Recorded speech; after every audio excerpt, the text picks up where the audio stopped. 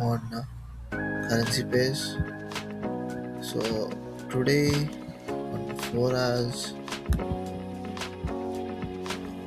so I'll just share on 30 minutes. There's nothing market is clear sideways Euro USD and GBP USD also. There's a clear breakout structure and this is a lower high, lower low. I drew my Fibonacci level. I expect market to fall from here, but I did not take this trade because it was like 3 around somewhere. To rest in APY, market has made a change of character in 30 minutes.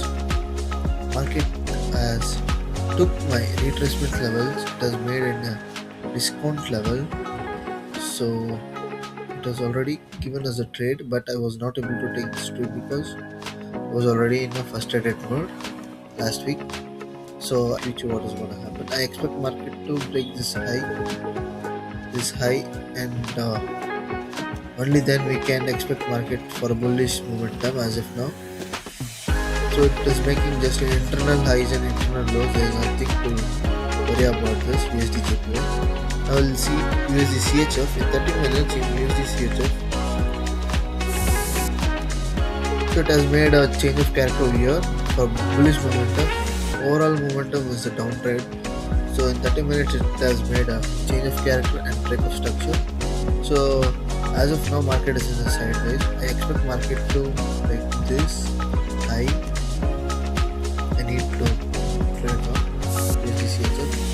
NGD USD, it's a clear sideways momentum, made a change of character.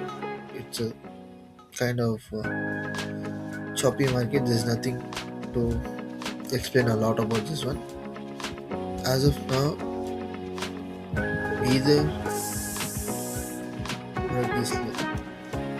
Only then I can look forward what is going to happen. So same thing on AUD USD. I expect market to come to here. If it doesn't come, there's no need to worry. Equal lows.